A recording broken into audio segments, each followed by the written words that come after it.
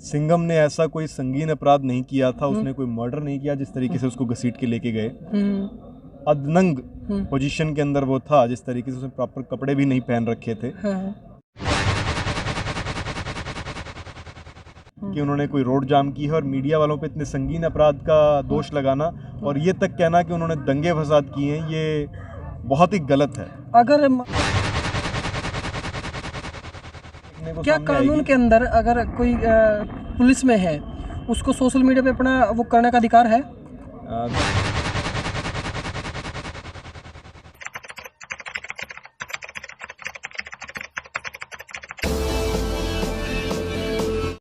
गांव मांडी में मौजूद हूँ। गांव मांडी में जो सिंघम है, सिंघम जेल के अंदर अभी बंद है। कुछ धाराओं के पे उनके पे मुकदमा लगा हुआ है और उनके लिए भारतीय किसान यूनियन और उनके गांव में महापंचायत हो रही है कि कैसे आगे का क्या गठन करना है। तो मेरे साथ जो अभी जिस शख्स को आप देख रहे हैं, मिस्टर साहिल गोयल एडवोकेट हैं, सुप्रीम कोर्ट के एडवोकेट हैं। सिंघम वाले मामले पे इन पर कुछ बात करना चाहेंगे कि इनके क्या विचार हैं। तो सबसे पहले नमस्कार। क्या कहना चाहोगे पूरे प्रकरण के ऊपर? देखिए, पूरा जो प्रकरण हुआ ये साफ तौर पे दिखाई दे रहा है कि सिंघम को जो ह्यूमन राइट्स जो थे उसके फंडामेंटल राइट्स थे उनको वायलेट किया गया। जो लॉ एंड ऑर्डर का प्रोसीजर था उसको फॉलो करना चाहिए था, वो प्रॉपर तरीके से फॉलो नहीं किया गया। सिंघम ने ऐसा कोई संगीन अपराध नहीं किया था, उसने कोई मर्डर नहीं किया जिस तरीके से उसको घसीट के लेके गए। अदनंग पोजीशन के अंदर वो था, जिस तरीके से उसने प्रॉपर कपड़े भी नहीं पहन रखे थे। जिस तरीके से लेके गई, ये चीज़ शो करती है कि हमारे देश में इस समय पे कुछ ना कुछ कानून व्यवस्था में खामियां चल रही हैं और सिस्टम में जो लोग थे उस समय पे उनको जो ड्यूटीज़ उनकी करनी चाहिए थी वो अपनी ड्यूटीज़ करने में नाकामयाब रहे। अच्छा, बात करना चाहेंगे जो उनके ऊपर धाराएं लगी है ना, उनकी धाराओं का उनका मतलब कितनी इनमें सजा हो सकती है अधिकतर, और उन धाराओं का मतलब क्या है अगर आम जनता को पूछना चाहिए तो? देखिए, वो तो एक प्रोसेस का पार्ट है, उनकी बेल ऑलरेडी लगी हुई है, मैटर ऑलरेडी सब जुडिस है। और दूसरी बात ये है कि ऐसी कोई संगीन धारा नहीं है उसके अंदर और ऐसा कुछ भी नहीं है जिस तरीके से उनके साथ किया गया। और कुछ जो थी उसमें एंटी करप्शन को लेके, जो कि मैं अभी पिछले कल ही मैं सुन रहा था, यहाँ पे SHO के बयान थे, उसमें उन्होंने कहा था कि उन्होंने जो ऑनलाइन अपने अकाउंट्स बना रखे हैं उसके ऊपर उनको आपत्ति थी। तो एक चीज आपको और देखने को क्या कानून के अंदर अगर कोई पुलिस में है, उसको सोशल मीडिया पे अपना वो करने का अधिकार है? देखिए, कानून के अंदर सोशल मीडिया पे अकाउंट्स बनाने की अगर आप बात करें तो डिप्टी कमिश्नर्स ऑफ पुलिस, जितने भी और पब्लिक ऑफिशियल्स हैं या फिर MLAs हैं, MPs हैं और भी जितने सामाजिक कार्यकर्ता हैं, उन सभी ने अकाउंट्स बना रखे हैं। तो ये बात कहना कि उनको अधिकार नहीं है, ये बात मैं सही नहीं समझता हूँ। और ऐसा कोई कानून भी नहीं है कि उनको अपना अकाउंट बनाने से रोकता हो, बशर्ते वो अपनी ड्यूटीज़ के दायरे में रहते हुए करें और उस ड्यूटी के दायरे में रहते हुए ऐसा कुछ ना डिस्क्लोज करें जो कि डिपार्टमेंटल इंटरनल इंक्वायरी से रिलेटेड हो। अगर वो डिस्क्लोज नहीं करते हैं और ऐसा कुछ मैटर नहीं है तो उन्होंने कुछ गलत नहीं किया उसके अंदर। तो आप क्या कहना चाहोगे, उन्होंने अकाउंट सही बनाया हुआ था? देखिए, अकाउंट बनाने में कोई दिक्कत नहीं है। अब अकाउंट को ऑपरेट किस तरह से किया जाता है, हो सकता है गलतियां उनसे भी हुई हों किसी चीज़ के अंदर, लेकिन यहाँ बात की जा रही है कि किस प्रकार से उनकी ह्यूमन राइट्स को वायलेट किया गया। और दूसरी बात यह है कि बाद में जो कुछ लोग सामने आए उनके साथ जो सलूक किया गया, उनके ऊपर जो धाराएं दर्ज करके उन पे केसेस जो दर्ज किए गए हैं और स्पेशली मीडिया को लेकर के, ये बहुत ही निंदनीय है। आप जानते ही हैं, हमारे पूरे सिस्टम के अंदर जो मीडिया है वो एक चौथे स्तंभ की तरह है और उस चौथे स्तंभ को, उस कलम की ताकत को जो है अटैक किया जा रहा है। ये तक कहा गया कि उन्होंने रोड जाम कर दी। तो ऐसा मेरी इन्वेस्टिगेशन के अंदर, मैंने पर्सनल लेवल पे इन्वेस्टिगेशन की, मेरी जानकारी मुझे कहीं नहीं मिला कि उन्होंने कोई रोड जाम की है। और मीडिया वालों पे इतने संगीन अपराध का दोष लगाना और ये तक कहना कि उन्होंने दंगे फसाद किए हैं, ये बहुत ही गलत है। अगर मामला ये झूठा मिलता है कि हम जो पत्रकार हैं उन्होंने रोड जाम किया था, अगर ये जो उनका आरोप है वो गलत साबित हो जाते हैं, तो क्या पत्रकारों के पास भी अपना कुछ मानहानि केस करने के लिए कुछ बचता है? बिल्कुल बिल्कुल, आप मानहानि का केस कर सकते हैं उनके ऊपर। डेफामेशन के अंदर आपका राइट है, क्रिमिनल एंड सिविल राइट के अंदर आप दोनों में डेफामेशन क्लेम कर सकते हैं अपनी तरफ से।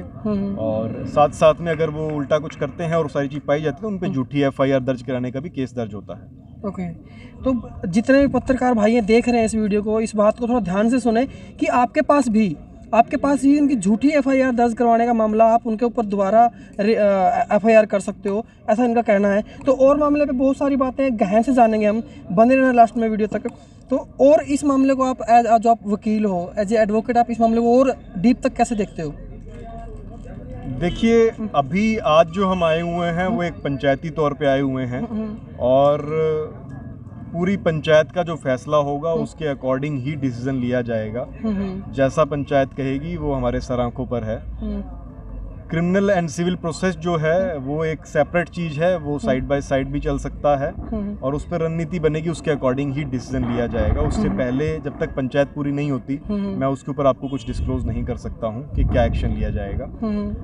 रही बात सिंघम वाले मैटर के ऊपर, तो उस पर प्रॉपर इन्वेस्टिगेशन होनी चाहिए और उसके बाद ही किसी निष्कर्ष पे पहुंचना। जिस तरीके से उसके साथ हुआ है वो गलत है और साथ साथ में एक तरफा जो कार्रवाई करके जो लोग उसके साथ खड़े हुए थे उसके साथ जो गलत हुआ उसके विरोध में जो लोग बोल रहे थे, समाज सेवी और आपके जैसे पत्रकार जो YouTube और Facebook पे चैनल चलाते हैं, उनके साथ जो हुआ है वो बहुत ही गलत है। वो साफ तौर पे दिखाई दे रहा है कि वो झूठी FIR है। सिंघम के पिता के ऊपर भी केस दर्ज है कि उन्होंने रोड जाम किया है, तो क्या वो भी उनके ऊपर झूठी FIR का केस दर्ज कर सकते हैं? देखिए, वो तो इकट्ठा ही हुआ है ना केस तो दर्ज।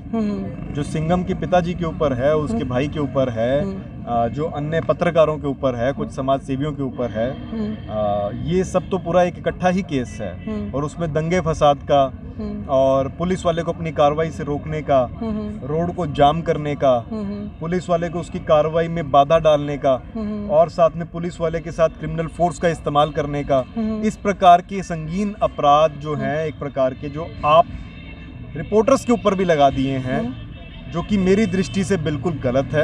अगर इनके खिलाफ लड़ा जाए तो क्या, जैसे अगर आरोप जितने पत्रकार भाई थे और जिनके पिताजी थे, तो उसके बाद क्या होगा फिर? देखिए, उनके ऊपर केस दर्ज होगा, झूठी FIR दर्ज कराने के केस के अंदर उनके ऊपर प्रॉपर इन्वेस्टिगेशन होगी और गवर्नमेंट के अंदर कोर्ट के अंदर जो इस्तिगासा भी डाल सकते हैं उस चीज़ के लिए और आपके पूरे राइट्स हैं। जब आप उसको फाइट करेंगे तो उन लोगों को बैक स्टेप पे भी जाना पड़ेगा। सर, दोबारा से आपके खिलाफ जब FIR कराई है, दोबारा से सर यदि हम जीत जाते हैं और उनके ऊपर FIR करवा देते हैं, फिर वो किसी मामले हम उठा देते हैं, तो फिर क्या होगा? देखिए, आपके पास एक ताकत है कलम की, दूसरी ताकत है आपके इस माइक की। इस ताकत को आप खोने ना दें। जो आज के दिन कुछ कॉरपोरेट मीडिया है, जो बातें आप वो लोग नहीं पहुंचाते और कुछ अधूरी सच्चाई पहुंचाते हैं जनता तक, या उसको मैनिपुलेट किया जाता है कॉरपोरेट मीडिया के द्वारा, वहीं आप लोग जो है सच्चाई को पहुंचाते हैं घर घर तक। तो ये जो आपकी ताकत छीनने का एक षड्यंत्र किया जा रहा है आपके साथ एक बड़े कॉरपोरेट घरानों के द्वारा और कुछ बड़ी गवर्नमेंट्स के द्वारा, इसको आप ऐसा ना होने दें। अपने कलम की ताकत का और अपने इस माइक की ताकत का पूर्ण इस्तेमाल करें, क्योंकि उनके पास ताकत है, वो बार बार केस डलवा सकते हैं और तंत्र बना ही हुआ है इस तरीके से, क्योंकि ये तंत्र जो है ये ब्रिटिश गवर्नमेंट के टाइम से डिज़ाइंड है। और आज भी आप जो IPC पढ़ते हैं, इंडियन पीनल कोड, वो 1860 का है। तो आप सभी जानते हैं 1860 के अंदर कौन राज करता था? अंग्रेज राज करते थे। और ये 1860 की IPC जो है ये उस समय पे बनी थी जिस समय पे मंगल पांडे वाली क्रांति हुई थी, 1857 वाली क्रांति, और उसी के बाद ये पूरा प्रोसेस आया था और उसी का प्रोसेस जो है आज तक फॉलो किया जा रहा है। तो इस तंत्र के अंदर डेफिनेटली उन लोगों के पास ताकत है बार बार आपको केसेस उलझाने की, लेकिन आपके पास भी ताकत है कि आप सब लोग इकट्ठे हो जाएं, अपनी कलम का इस्तेमाल करें, अपने माइक्स का इस्तेमाल करें, एसोसिएट हो आपस में और कमेटीज़ गठित करके इस अन्याय के खिलाफ बोलना शुरू कीजिए। तो जैसा जैसा अन्याय हो रहा है और तानाशाही हो रही है पत्रकारों के साथ भी, और जो भ्रष्ट प्रशासन के खिलाफ आवाज़ उठाते हैं उनके खिलाफ भी, तो कहीं ना कहीं देश कहाँ जा रहा है, क्या लगता है?